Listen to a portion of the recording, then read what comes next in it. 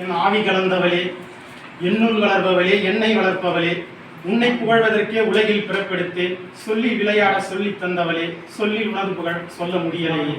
தாய் தமிழை வணங்கி கவிஞர் லிவினிஷாவினுடைய தூக்கத்தில் ஒரு கனவு நூலினுடைய வெளியீட்டு விழா, கவிதை நூல். வெளியீட்டு விழாவிற்கு வருகை தந்திருக்கின்ற இந்த மன்றத்தினுடைய தலைவர் மற்றும் முன்னிலை பொறுப்பை வகித்துக் கொண்டிருக்கின்ற கிருஷ்ணகுமார் முருகுமணி ஐயா அவர்கள் மற்றும் நூலினை நான் வெளியிட அதை பெற்றுக்கொண்ட முனைவர் அரங்க மணிமாறன் அவர்கள், நூலாய்வு செய்ய இருக்கின்ற கவிஞர் கவியரசன் அவர்கள், நூலாசிரியர் லிவினிஷா அவர்கள் மற்றும் உள்ள வாழ்த்துறையாளர்கள், குடும்ப உறுப்பினர்கள், அத்துணை நல்ல உள்ளங்களுக்கும் என்னுடைய முதற்கண் வணக்கத்தை தெரிவித்துக் கொள்கிறேன். கருதரித்த அனைத்தும் உருப்பேற்று உயிர் கொள்வதில்லை, உயிர் கொண்ட அனைத்தும் பிறப்பதில்லை, அப்படி பிறந்தால் அவை நிலைத்து நிற்பதில்லை.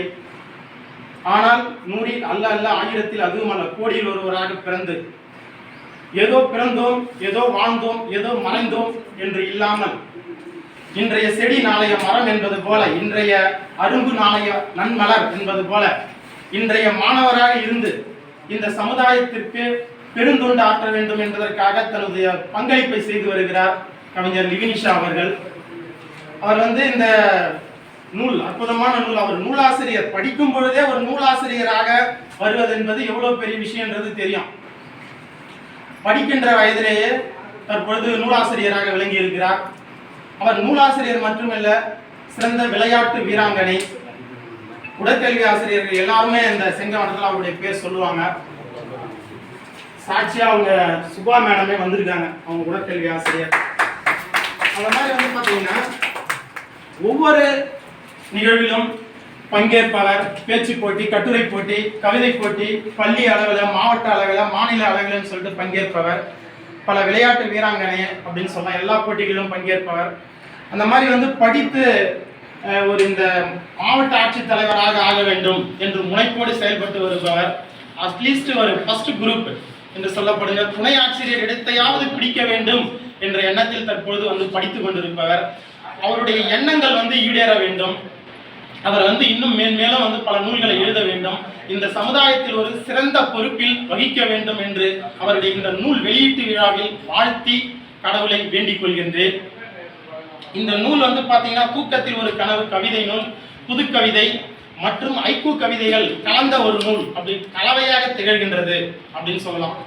கவிதை மற்றவர்களுடைய மனதை கவர்ந்து தைக்க வேண்டும் கவிதை என்பார்கள். அதுபோல இந்த நூலில் இடம்பெற்றுள்ள ஒவ்வொரு கவிதையும் பார்த்தீங்கன்னா மனதை கவர்ந்து தைக்கின்ற விதமாக அமைந்திருக்கின்றது என்று சொல்லலாம். குறிப்பா ஐக்கூ கவிதைகள் இன்னும் மின்னுகின்றன, மெருகேற்றுகின்றன அப்படின்னு சொல்லலாம். ஐக்கூ கவிதைகள் பார்த்தீங்கன்னா எல்லா இலக்கியங்களும் பாரதியாரால் தான் அறிமுகப்படுத்தப்பட்டது அப்படின்னு சொல்லிட்டு ஆய்வாளர்கள் சொல்றாங்க. புது கவிதைகள் அதுவும் பார்த்தீங்கன்னா பாரதியார் தான், அவருடைய வசன கவிதைகள் தான் புது கவிதைகள் உருவாவதற்கு காரணமானது அப்படிங்கிறது ஆய்வாளர் கருத்து. அந்த மாதிரி ஐக்கூ கவிதைகள் உருவாவதற்கும் பாரதியாரே முதலில் ஜப்பான் கவிதை ஐக்கூ கவிதைங்கிறது இது தமிழகத்தில் எப்படி அறிமுகமாச்சு அப்படின்னா, பாரதியார் 1916ஆம் ஆண்டு நடத்திய சுதேசமித்திரன் என்ற இதழில் ஒரு கட்டுரையை எழுதுறாரு. அங்க போயிட்டு அந்த கவிதைகளை படிச்சுட்டு, இது சிறப்பான கவிதை, இந்த மாதிரி ஜப்பான்ல இருக்குது, ரொம்ப சுருங்க சொல்லி விளங்க வைக்கிற கவிதையா இருக்கு. கவிதைனா இந்த மாதிரி எளிமையாகவும் சுருக்கமா இருக்கும், ஆனா நிறைய கருத்துக்கள் கடுகளவா இருந்தாலும் கடலளவான காரத்தை தர வேண்டும் அப்படின்னு சொல்லிட்டு அவர் சுதேசமித்திரன் இதழில் எழுதுறாரு. ஐக்கூ கவிதைகள் அப்போதான் தமிழுக்கு அறிமுகமானது.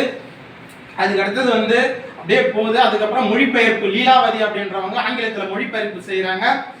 அதை அடுத்து அப்துல் ரஹ்மான் முதலாக தன்னுடைய பால்வீதி என்ற நூலில 9 ஐக்கூ கவிதை நூல்களை வெளியிடுகிறார். அதை தொடர்ந்து 1984ஆம் ஆண்டு அமுத பாரதி அப்படின்ற ஒரு முழு ஐக்கூ கவிதை தொகுப்பு அடங்கிய ஒரு நூலாக வெளியிடுகிறார். அதிலிருந்து இப்பொழுது நிறைய கவிஞர்கள் வெளியிட்டுக்கிட்டே வராங்க. இது ஐக்கூ கவிதைகளுடைய தொகுப்பு. அத்தகைய ஐக்கூ கவிதைகளை இந்த நூலில் லிவினிஷா அப்படின்றவங்க அற்புதமா பதிவு பண்ணியிருக்காங்க.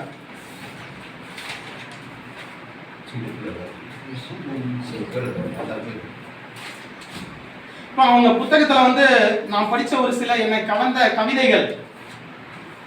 மழைக்காலங்களில் குடிசை வீட்டில் சிவராத்திரி அப்படின்றது. மழைக்காலங்களில் குடிசை வீட்டில் சிவராத்திரி. இப்ப மழைக்காலம்னா தெரியும் குடிசை வீடு எப்படி இருக்கும் அப்படின்னு சொல்லிட்டு. அங்க வந்து தண்ணி சொட்டிக்கிட்டே இருக்கும், சத்தம் கேட்டுக்கிட்டே இருக்கும், தூக்கமே வராது. அத்தகைய அற்புதமான கவிதைகளை, வறுமையை, தன் கண்முன் பார்த்த அவல நிலையை, இந்த சமூகத்தின் நிலையை மிக அற்புதமாக இந்த கவிதையை வந்து பதிவு செய்திருக்கிறார். அடுத்ததாக, விழும்போதெல்லாம் மீண்டெழுகிறேன் புத்தகங்களால். விழும்பொழுதெல்லாம் மீண்டெழுகிறேன் புத்தகங்களால் அப்படின்னு சொல்றாரு. அவருடைய கவிதையை படிக்கும் போது அறிஞர் இங்கர்சால் அப்படின்ற ஒரு கவிதை ஒன்று நினைவுக்கு வருது.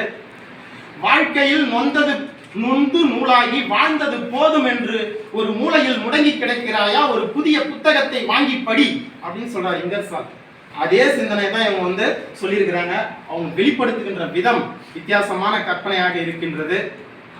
அடுத்ததாக, வெயிலும் பசியும் வாட்டி வதைக்கையில் வயிறு சொன்னது மண்ணே உணவாக இருந்திருக்கலாமா என்று.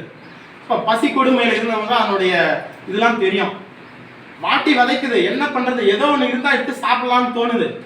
அந்த மாதிரி மண்ணே கூட உணவா இருந்திருக்கலாமே, என்ன பண்றது அப்படிங்கிற அந்த அவல நிலை அற்புதமான பதிவு, ஒரு காட்சி பதிவா வந்து இதுல பார்க்கலாம் நம்ம. அடுத்தது, வறண்ட நிலங்களில் முளைத்தன பிளாட்டுகள். இப்ப 2 லைன் பாருங்க. வறண்ட நிலையில், நம்ம ஒரு ஐக்கூ படிக்கணும்னா வறண்ட நிலையில் முளைத்தன. என்ன முளைச்சிருக்கும் வறண்ட நிலையில? செடி முளைச்சிருக்குமா? வறண்டு போய்க்கு அங்க செடி முளைக்கிறதுக்கு வாய்ப்பு இல்லையே. அப்ப வேற என்ன முளைச்சிருக்கும்? ஏதாவது புல்லு பூண்டு எதனா முளைச்சிருக்குமா? எதுவுமே. அதுதான் வித்தியாசமான அந்த 2 லைனை படிக்கும் போது எல்லாரையும் தூண்டுகின்ற ஒரு கவிதையாக என்ன முளைச்சிருக்கும். ஆனா திடீரென்று சொல்கிறார் பிளாட்டுகள். எல்லாம் பிளாட் போட்டு விட்டுறாங்க. விவசாயம் வந்து அழிந்து வருகிறது இந்த சமூகத்தில், எப்படி மக்கள் வாழ்வார்கள் என்ற சிந்தனையை மிக அற்புதமாக படம் பிடித்து காட்டியிருக்கின்றார். மலைகளை சுமக்கும் மலர்கள் அப்படின்னு சொல்றாரு. யார சொல்றாருன்னா சிறுவர்களை சொல்றாரு. மலைகளை சுமக்கும் மலர்கள் சிறுவர்கள் அப்படின்னு சொல்லிட்டு அற்புதமான சிந்தனை. அதை வைத்து பார்க்கும் பொழுது, இப்போ ஒரு கவிதையை படிக்கும் போது அதற்கு ஈடான கவிதைகள்லாம் நமக்கு நினைவு வர்றது உண்டு. அந்த மாதிரி நான் முன்னாடி என்னுடைய கவிதைகள்ல வந்து பதிவு பண்ணியிருந்தேன். மலர்களின் தலையில் மலையை தூக்கி வைப்பது யார்? நெடிமலரின் கைகளில் வெடிமருந்துகள். சிவகாசி தொழிற்சாலையின் சிறுவர்களின் அவலம் இது அப்படின்னு சொல்லிட்டு ஒரு நீண்ட கவிதையா சொல்லியிருப்பேன். அதை தான் ஐக்கூ கவிதையா மிக சுருக்கமாக 3 வரியில அழகாக சொல்லியிருக்கிறார். அடுத்ததாக, பூச்சிக்கொல்லி மடிந்தன மகரந்த சேர்க்கை அப்படின்னு சொல்றார். பூச்சிக்கொல்லி எல்லாம் தெளிக்கிறாங்க, மடிந்தது மகரந்த சேர்க்கை. இங்கே தாவரவியலை புகுத்துகிறார். தாவரவியல் மகரந்த சேர்க்கைனா என்னன்னு தெரியும். மகரந்த பையில் உள்ள மகரந்த தூளானது சூலக முடியை சென்றடைகின்ற நிகழ்ச்சி மகரந்த சேர்க்கை அப்படின்னு சொல்றோம். அந்த தாவரவியல் கருத்துக்களை தன்னுடைய கவிதைகளிலே புகுத்துகின்றார். அப்ப மகரந்த சேர்க்கை இல்லைன்னா வந்து நமக்கு கனி கிடைக்காது, விதை கிடைக்காது, எதுவுமே கிடைக்காது. இந்த எல்லாமே வந்து தாவரங்கள், ஒவ்வொரு மனிதனுமே வந்து உயிரினங்களும் வந்து தாவரங்களையே சார்ந்து வாழ்கின்றோம். அது இல்லைன்னா இல்ல. அத்தகைய நிலையை வந்து பூச்சிக்கொல்லிகள் தான் காரணம் என்று சுற்றுச்சூழல் மாசுபடுவதை தாவரவியல் கருத்துக்கள் மூலமாக மிக தெளிவாக அற்புதமாக விளக்கி அவருக்கு என்னுடைய வாழ்த்துக்களையும் தெரிவித்துக் கொள்கிறேன். பட்ட மரத்தை பரிதாபமாக பார்த்து செல்கின்றன பறவைகள் அப்படின்னு சொல்லிட்டு ஒரு கவிதை. பட்ட மரத்தை வந்து பரிதாபமா பறவைகள் பார்க்குது. ஐயோ கூடு கட்ட இல்லையோ, நமக்கு வந்து இல்லையே அப்படின்னு ஒரு பரிதாபமா பார்த்து போற மாதிரி ஒரு கருத்தை சொல்றாங்க. ஐக்கூ என்பது கவிஞர் ஒரு சிந்தனை, அவர் என்ன நினைச்சு எழுதுறாரோ அதை விட அதை வாசிக்கின்ற வாசகர்களுக்கு கூடுதலான ஒரு சிந்தனையை தூண்டக்கூடியதாகத்தான் ஐக்கூ கவிதைகள் வந்து திகழ்ந்து கொண்டிருக்கின்றன. இவர் வந்து அந்த மாதிரி எழுதிக்கலாம். ஆனா இதுல வந்து பாத்தீங்கன்னா ஒரு கீழ்நிலையில இருக்கிற அதில் வந்து நம்ம வந்து பொருட்படுத்தி பார்க்கும்போது வாசகன் வந்து எப்படி வேணாலும் அதை வந்து பொருட்படுத்தி பார்க்கலாம். அதன்படி பார்க்கும்போது அந்த ஒரு சிந்தனை, பறவைகள் வந்து கூடு கட்டத்துக்கு இல்லையே இயக்கத்தோட பார்த்துன்னு போற மாதிரி அவர் சொன்னாரா? இல்ல சமுதாயத்துல வந்து முடியலன்ற இயக்கமா வந்து விழுந்து கிடப்பாங்க, அவங்கள தோல்வியில இருப்பாங்க, அவங்க கிட்ட பொருள் இருக்காது, அவர்களை வந்து இந்த சமுதாய மனிதர்கள் வந்து என்ன பண்றாங்க, அப்படியே ஒரு மேம்போக்கா வந்து அவர் சொன்ன வார்த்தை பரிதாபமா அப்படியே பார்த்துக்கிட்டே போவாங்க. அதை பத்தியும் வந்து நம்ம மேற்கோள் காட்டலாம், படிமமாக்கலாம். அப்ப அந்த படிமங்கள்ல வந்து நாம எப்படி வேணாலும் ஒரு கவிதையை வந்து படிமமாக பல கவிஞர்கள் சிந்தனைக்கேற்ற அதை படிமப்படுத்துவார்கள். அதுபோல இவர் வந்து எழுதியுள்ள அத்துணை கவிதைகளையும் முத்துக்கள். எனவே இவர் இன்னும் நிறைய நூல்களை வெளியிட வேண்டும், இன்னும் பல படைப்புகளை அடைய வேண்டும், உயரங்களை தொட வேண்டும் என வாழ்த்தி விடைபெறுகிறேன். நன்றி, வணக்கம்.